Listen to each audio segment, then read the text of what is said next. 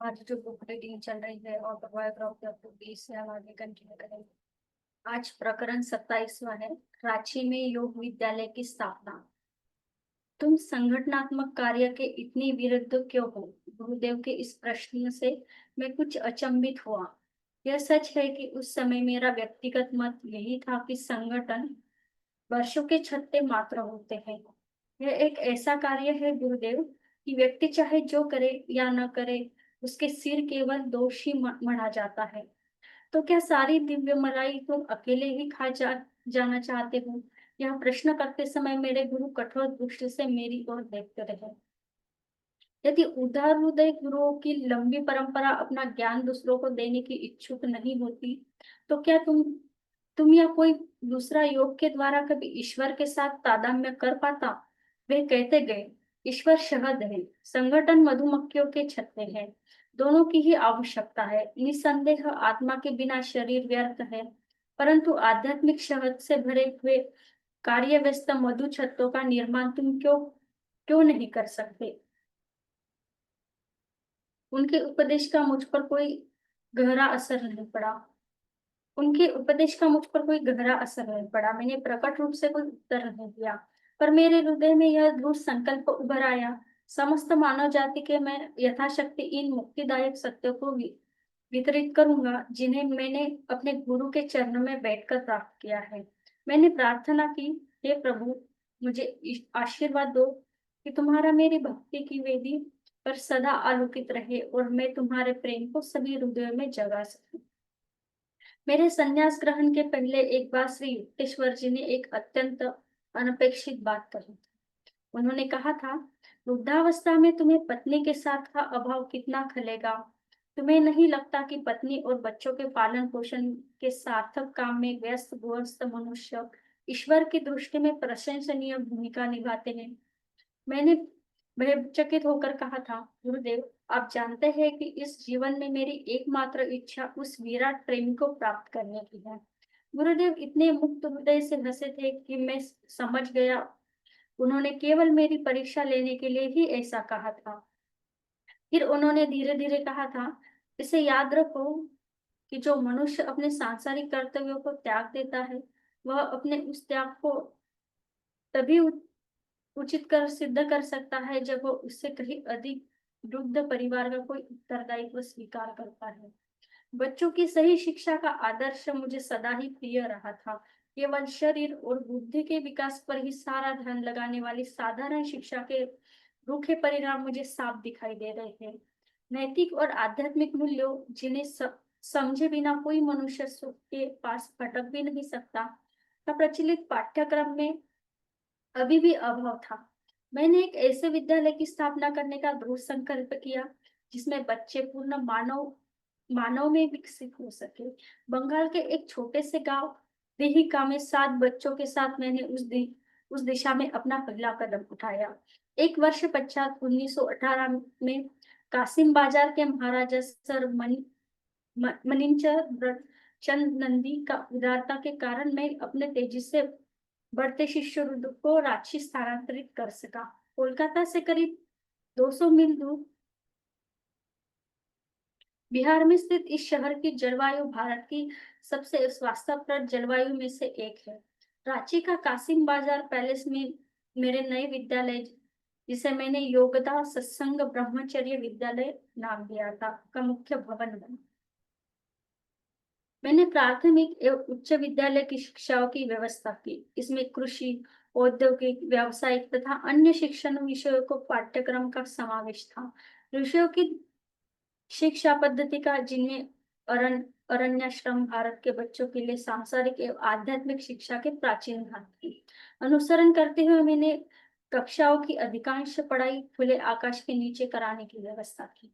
रांची के विद्यालय के छात्रों को यौगिक ध्यान तथा स्वास्थ्य एवं शारीरिक विकास की अपूर्ण योग्यता पद्धति के जिसमें सिद्धांतों का मैंने 1916 में आविष्कार किया था शिक्षा दी जाती है। जब मैंने यह देखा कि मनुष्य का शरीर भी एक विद्युत बैटरी की तरह ही है, तब मैंने विचार किया कि सीधे मानवीय इच्छा शक्ति से शक्ति संचार द्वारा इसे भी रिचार्ज किया जा सकता है। इच्छा के बिना कोई भी कार्य संभव नहीं, अतः गति प्रदान करने वाली इस मुख्य शक्ति बिना अपने शरीर में नव शक्ति का संचार करने के लिए प्रयुक्त कर सकता है। सरल योग्यता प्रतिविधियों के द्वारा कोई भी सचेत रूप से तत्क्षण अपनी प्राण शक्ति को महा महाप्राण की असीम आपूर्ति से पुनः रिचार्ज कर सकता है। योग्यता प्रशिक्षण से राज्य के छात्र अच्छी उपलब्धियां अर्जित करने लगे।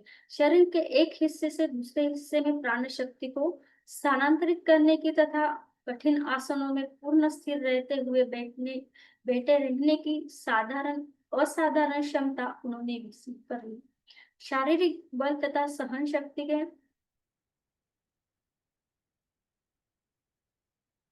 श्री युक्तेश्वर जी ने इन शब्दों का अर्थ इस प्रकार बताया था। जो साधक लोग समाज की महत्तर जिम्मेदारियों को उठाने की खातिर विवाह तथा कुटुंब पालन आदि साधारण भोगों में नहीं करता, वह ऐसा कार्य करता है जिसे न समझ पाने के कारण समाज उसे उत्पीड़ित करता है, परंतु ऐसी महत्तर एकात्मता साधक की स्वार्थपरता से ऊपर उठने में सहायता करती है और ईश्वर की कृपा उसको आकर्षित करती है। एक दिन पिताजी अपना आशीर्वाद प्रदान करने रांची पधारे, जो उन्होंने इतने लंबे समय से इसलिए नहीं दिया था कि मैंने बंगाल नागपुर रेलवे में पदग्रहण करने के उनके आग्रह को अस्वीकार कर उन्हें दुख पहुंचाया था। उन्होंने कहा, बेटा, तुमने जीवन का जो रास्ता चुना है उसके लिए तुम्हारे प्रति मेरी नाराजगी अब दूर हो गई है।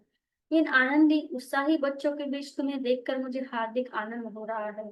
तुम्हारा स्थान रेलवे टाइम टेबलों के प्राण विहीन आंकड़ों में नहीं, बल्कि यही है। मेरे पीछे पीछे फिर रहे दर्जन भर छोटे छोटे बच्चों की ओर उन्होंने इशारा किया।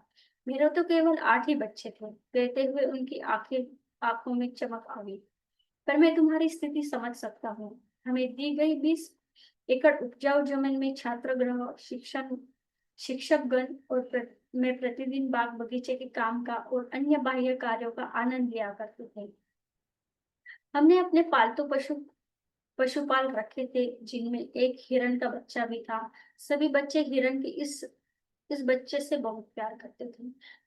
मुझे भी उस मूर्ख शावन से इतना प्यार हो गया था कि मैं उसे अपने कमरे में ही सोने देता था। भोर का उजाला फूट पड़ते ही वह शावक दुलार पाने के लिए डगमगाता हुआ मेरे बिस्तर के पास आ जाता था। एक दिन मुझे किसी काम से रांची शहर जाना था, इसलिए मैंने उस शावक को रोज के समय से पहले ही दूध पिला दिया। बच्चों बच्चों से मैंने कह दिया था कि मेरे लौट कर आने तक उस हिरण को कोई कुछ न पिलाए। एक बच्चे ने मेरी आज्ञा का उल्लंघन भी कर दिया और हिरण को काफी बड़ी मात्रा में दूध पिला दिया। जब शाम को मैं लौट कर आया तो दुखद समाचार मेरी प्रतीक्षा ही कर रहा था। हिरण का बच्चा ज्यादा दूध पिला देने के कारण मरणासन्न था। आंसू बहाते हुए उसने एक प्रिय शावक के मृत प्राय शरीर को अपनी गोद में लिया था। अत्यंत दहनीय होकर मैं ईश्वर से उस बछड़े के जीवन का दान मांगने लगा। अत्यंत दयनीय होकर मैं ईश्वर से उस बछड़े के जीवन का दान मांगने लगा। कई घंटों बीत जाने के बाद वह नन्हा सा बच्चा आंखें खोलकर उठ खड़ा हुआ और अत्यंत अशक्त कदमों से चलने लगा। पूरा विद्यालय आनंद से भर गया, परंतु उसी रात मुझे एक गहरी शिक्षा मिली, जिसे मैं कभी नहीं भूल सकता। मैं रात 2 बजे तक हिरण के बच्चे के साथ जागा। फिर मुझे नींद आ गई। स्वप्न में वह हिरण आया तो उसने मुझसे कहा, आपने मुझे रोक रखा है, कृपा कर मुझे जाने दीजिए। ठीक है, स्वप्न में मैंने कहा। तुरंत ही जागकर मैं चीख उठा, बच्चों, हिरण मर रहा है। बच्चे तुरंत दौड़कर मेरे पास आए। मैं कमरे के उस कोने की ओर भागा जहां मैंने हिरण को रखा था। उसने उठने का एक आखिरी प्रयास किया, मेरी ओर लड़खड़ाया और मरकर मेरे कदमों में ही गिर पड़ा। पशुओं की नियति का संचालन और नियमन करने वाले सामूहिक कर्मों के अनुसार उस हिरण का जीवन काल समाप्त हो गया था और वह उच्चतर योनि में जाने के लिए तैयार हो गया था। परंतु अपनी गहरी आसक्ति, बाद में मेरे ध्यान में आया कि यह मेरी स्वार्थ परकता थी और अपने तीव्र प्रार्थनाओं के द्वारा मैं उस पशु के बंधन में जकड़े रखने में सफल हो रहा था, जिससे मुक्त होने के लिए उसी आत्मा उसकी आत्मा तड़प रही थी। उस आत्मा ने मेरे स्वप्न में आकर मुझसे अनुरोध किया, क्योंकि मेरी सप्रेम अनुभूति के बिना या तो वह जाना नहीं चाहती थी, वह जा नहीं सकती थी। जैसे ही मैं मान गया, वह चली गई। मेरा सारा शोक दूर हो गया। फिर एक बार यह बात मेरी समझ में आ गई कि ईश्वर की इच्छा यह है कि उसकी संतानें सबको उसका अंश समझकर प्रेम करें, और भ्रम में यह न माने कि मृत्यु के साथ ही सब कुछ समाप्त हो जाता है। अज्ञानी मनुष्य मृत्यु की केवल एक दुर्लभ दीवार को ही देख पाता है, जो उसके प्रियजनों को सदा के लिए छिपा छिपा देती प्रतीत होती है।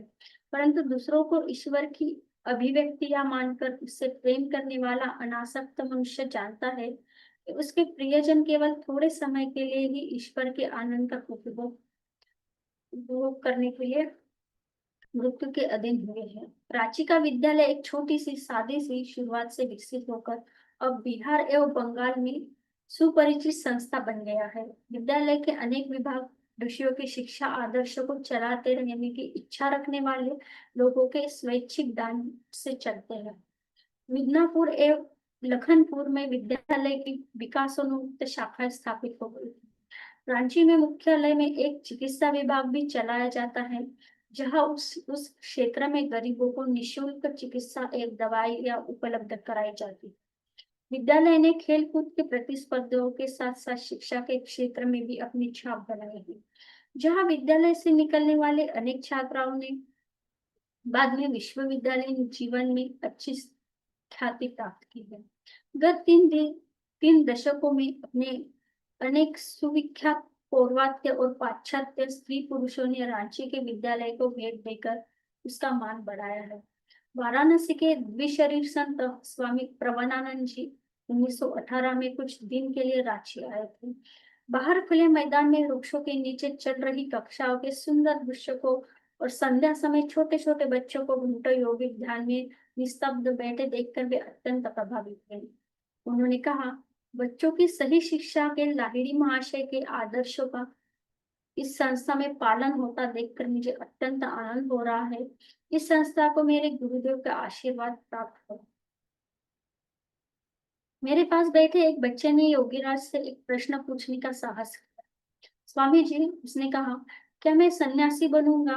क्या मेरा जीवन केवल ईश्वर के लिए है? वे तो स्वामी प्रवनानंद जी मंद मंद मुस्कुरा रहे थे, परंतु उनकी दृष्टि भविष्य को भेद रही थी। उन्होंने कहा, बेटा, जब तुम बड़े हो जाओगे तब एक सुंदर वधु तुम्हारी प्रतीक्षा कर रही होगी। वर्षों संन्यास लेने की इच्छा रखने बाद उस लड़के ने विवाह कर ही लिया। स्वामी प्रवनानंद जी के रांची के प्रस्थान करने के थोड़े दिन बाद मैं उनसे मिलने अपने पिताजी के साथ कोलकाता में उस घर में गया जहाँ वे कुछ दिन के लिए ठहरे हुए थे। कई वर्षों पहले की हुई प्रवनानंद जी की भविष्यवाणी अचानक मेरे मन में उभर आई। मैं बाद में तुमसे मिलूंगा जब तुम अपने पिताजी के साथ जाओगे आओगे। जैसे ही पिताजी ने स्वामी जी के कमरे में प्रवेश किया, उस महान योगी ने अपनी आसन से उठकर मेरे पिताजी का प्रेमादर के साथ आलिंगन किया। उन्होंने पिताजी से कहा, भगवती, तुम स्वयं अपने लिए क्या कर रहे हो? क्या तुम देखते नहीं तुम्हारा बेटा किस तेजी के साथ अनंत ईश्वर की ओर बढ़ रहा है? अपने पिता के समक्ष अपनी प्रशंसा सुनकर मैं शर्मा गया। स्वामी जी आगे कहते गए, तुम्हें याद है हमारे गुरु बार बार कहते थे, बनत बनत बन जाए। इसलिए क्रिया योग का अनवरत अभ्यास करते चलो और जल्दी से जल्दी भगवान के द्वार पर पहुंच जाओ। वाराणसी में उनके साथ मेरी पहली विस्मयकारी भेंट के समय इतने स्वस्थ और बलवान दिखते उनके शरीर पर अब वृद्धावस्था के स्पष्ट लक्षण प्रकट हो गए थे। तथापि शरीर अभी भी एकदम सीधा था। मैंने सीधे उनकी आंखों में आंखें डालते हुए पूछा, स्वामी जी, कृपया मुझे एक बात बताइए, क्या आपका वृद्धावस्था का आप पर प्रभाव नहीं पड़ रहा है? शरीर के दुर्लभ होते जाने से क्या आपकी ईश्वरानुभूतियों में कोई कमी आ रही है? अत्यंत मधुर मुस्कान के साथ उन्होंने कहा, प्रियतम प्रभु अब मेरे और निकट आ गए हैं। उनके पूर्ण आत्मविश्वास ने मुझे विभोर कर दिया। वे कहते गए, मुझे अभी भी दिनों पेंशन नहीं मिल रही है, एक इन भगवती से और दूसरी ऊपर से। ऊपर की ओर उंगली उठाते हुए थोड़ी देर के लिए वे समाधि अवस्था में चले गए। उनके मुखमंडल पर दिव्य तेज झलकने लगा। मेरे प्रश्न का कितना सार्थक उत्तर।